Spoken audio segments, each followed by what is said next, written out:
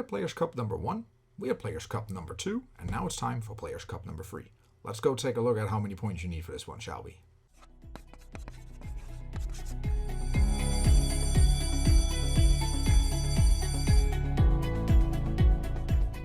Hello and welcome to another episode of Pokémath. My name is Stefan Eriksson, and today, in episode number 24, we're going to be asking the question, how many points do I need to qualify for Players' Cup 3? Or rather, how many do you need? Or whoever is playing, right? But before we get into the mathematical details and numbers behind all this, I would like to first thank Cardmarket for sponsoring this episode. If you ever need a place to buy your cards or sell your cards, that's the place to check out, especially for the European market. So go check it out if you don't know it already. I use a lot myself for my full art collection. Well, I can't get enough of them full art supporters. So I very much recommend you guys to go there. And like I said, for this episode, we are going to be asking the question, how many points do I need to qualify? More specifically for Players' Cup number 3. But please note, the approach you're going to see in this video is, well, it's pretty simplistic. I believe that you can do this a little more sophisticated, but I think this gives a very good indication nevertheless. And for those of you who watched the previous episode, number 10, it's very similar to that episode where I went over Players' Cup number 2. Of course, we update information and I could give a little more detail about the numbers that I come with here. So I hope you appreciate it. And well, let me know if you have anything for me to say in the comment section below. So, what is the system again before we get into numbers? So let's go over that fairly quickly, right? So each eligible player will on, well, January 25th, get 50 tournament keys, which you can, well, spend as, entry tickets for small 8-man single elimination events on PGGO. And you have to imagine, so when you enter such an event in standard format, you will earn the following points according to your final placement. So if you lose your first match, you get nothing. If you end in top 4, so you lose your second match but won the first, you get 1 point. And second place, winning 2, losing 1, gives you 3 points. And if you win all 3 games in this 8-man single elimination bracket, you get 5 points. All these points goes towards the leaderboards, and you have until February 26th to spend all your 50 tournament keys, or less, not more, before 9:59 a.m. at PST. And of course, top 256, as you may know, qualify from each of the respective regions. Well, they qualify for each of the respective regional finals.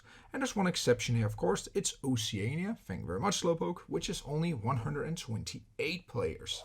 And now, of course, it's even more interesting this time, I think, because we already have evidence or results from the first Players' Cup that used the system, Players' Cup 2.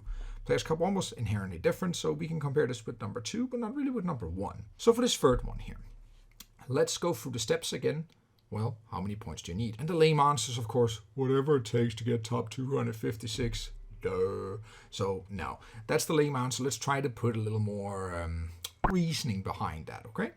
So, you can always keep track on the online leaderboards. That only tell you, like, where you are right now and how everybody else is doing. Of course, it doesn't really affect, well, your final placement, but it's a good way to keep track. So just use the online leaderboards to track, well, how is everybody doing? And how are you doing in your respective country, region, global, whatever you want to look at. And what we're going to do here, we're going to look at how many points you're expected to gain given a certain win rate. And this is where the first assumption comes in, explained in a moment. But we're going to assume a certain win rate, just like before. And running this experiment, let's take a look at it. We have the following assumptions. I will, for simplicity, assume a 50-50. So win rate means when you go into an event, we assume that each of your matches are basically a coin flip. Of course, we can alternate this. We could alternate this and, come up with some different numbers. But it's just for simplicity to, see how this would go, assuming that you had a 50-50 win rate record. You could, of course, logically extend saying this. Well, if your win rate was above 50%, you, of course, would gain more points in the end because your likelihood of winning any given match is, of course, higher. But that also means this here today will give a nice lower bound, I believe. But let's see how it goes. If we compare to what my prediction was the first time, for the European side of the region, or the regional in Europe, I was very, very close to my prediction, but you can always look back to what my prediction was then and what the actual cut was in the following video, or behind in a previous video in the Pokémath series, of course. We have, assuming here that we play with 2,056 players, sorry for that, which is, well, at the moment of recording this video, 1,026 had, well, played or otherwise actually gained points. This is very hard to say how many actually played, right? Because if you get no points, that means you only lose matches, you never win one. You won't see it on the leaderboard, or at least I haven't figured it out yet. So enlighten me if you know how to do this, because then I can get a proper estimate. So whatever we're seeing now online is people who only got points, which means the actual number may be a lot higher even, or at least somewhat higher. Finally, we would assume, just for simplicity here, that everybody uses all their tournament keys. It's reasonable to assume that if they didn't, then the actual point threshold that you would need should be lower, right? Because the amount of points you can potentially gain would be lower if you're playing less than 50 events. And we're going to just look at a random player's quantile. So we're just going to pick a random player of all these players because they're all assumed to be the same. And then and look at the quantile for this player, how many points is needed, given all these assumptions. So we look at, said another way, the distribution of the points after all 50 events have been played. And now let's go in for some statistics, because to do this, I'm going to be using the central limit theorem, or just for short, CLT. That is to say that, well, the sum of all these individual events, would tend, as the number grows larger, towards a normal distribution, and not a paranormal distribution, but I still like this one. So we will assume this tends towards a normal distribution because the number of individual games would tend to be very large. That's at least also what the theory would tell us here. So let's apply this theory.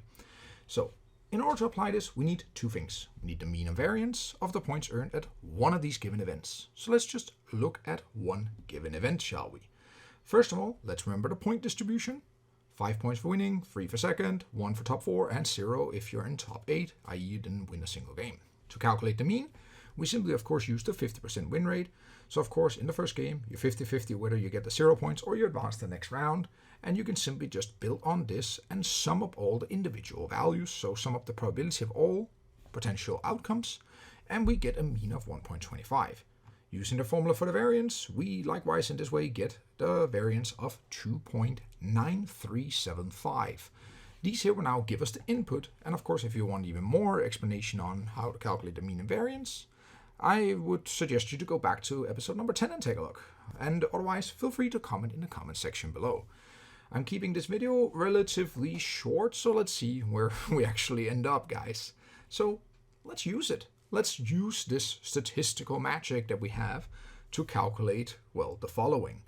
We will say we have 50 events, of course, and then we multiply this by each of these in normal distributed individual events. So you see here we have 50 times normal distributed would mean 1.25, and a standard deviation, which of course in this case here is just the 2.9375 divided by 50. Let's see what that ends up with. That gives us a normal distribution with mean 62.5 and a variation that is, well, quite a lot, of course. That is the variance, of course. So let's look at how we can actually apply this now. So this, of course, holds for a large number if we follow the central limit theorem. Same idea as back in episode number 10. And of course, we can now just look at the quantile for the 87.5%. Why? Because that is exactly the quantile for the 256 players, so we can find the exact cutoff value for that point. Why are we using that quantile exactly, you may ask? Well, because we assumed there was 2,056 players. Then the 87th percentage or 87.5% quantile corresponds to exactly the 256th player's points. Using this, we plug it in for calculating this, and we round down, in this case, get 76 points given these assumptions. So that's actually, there you go, that's the number. That's also a number we came up for last time. However, let me elaborate on that a little bit more. Let's go back on the assumptions to see how realistic this is. So first you have the 50-50 win rate. Already discussed a bit, but just to say here, you could of course alternate and say you have a higher or lower win rate, and my experience is, based on the video also, what takes to be a good player, a good win rate, the one that will get you to Worlds, say, is a win rate above 70%. So 70 to 75% is a very good place to be. And you can also check what the probability, of course, winning certain brackets and stuff with a much higher win rate. We got videos on that here on Pokémath as well, so go check it out. But for this here, we just assume a 50-50%. Now, you have 2,056 players in this example, and as I'll show in a moment, what's the point threshold if we alternate that number a bit. And Slowpoke, thanks a lot, you already gave away a little bit, but I got a little more detail here below. So let's look at what else we got here. Of course, we also have the assumption that all 50 events should be played. And of course, if it's not played all 50 events, we could say that the threshold should be lower. That's at least the assumption behind this, logically speaking. So let's just see where we go with this. Here, I made a nice little table for different number of players. And while the number of players may seem a little arbitrary, we are just going by the doubling, essentially, right? So you start with 1,028, you double to 256, and then you double that again to get 4,112, and double that again. I also took some of the numbers in below, just so you can see how this would go if you would change the number of players, and respectively, what quantile would we have to look at. Of course, here you see the unrounded points, so insert magic, let's go, and then we rounded the points, so you can see what it is in rounded points, because of course the leaderboards will not show you the unrounded points. You can only get whole numbers, only integers in this case. So you can see how the threshold for the points needed would increase as the number of players increases, because you would have to be in a higher percentile to reach the top 256. Based on all this, and based that the cutoff last time, given the amount of players, in Europe at least, was around 70 to 71 points, then I think that this estimate here, given this number of players of 76, it's not so bad after all. Let's see where it goes. That's actually what I'm really looking forward to see where this cutoff is going to go. But I hope you found this informative. And well, let's go over it one last time here. What did we actually learn today? We just came with an estimate how many points you would need to qualify for the regional finals. Of course, this is mostly based on Europe, but it can definitely also be applied to the other zones. I hope you enjoyed today's video. My name is Stefan Eriksson, and until next time. Hey guys, thanks for watching today's video. I hope you liked it, and I hope that it's useful for you. And please, if you have any comments, don't hesitate to put it in the comment section below. I would like to take the opportunity to thank Cardmarket once again for sponsoring this video. If you're looking for a place to buy or sell your cards, that's a very good place to go. So go check it out, guys. And well, that's all I have for you this time. Until next time.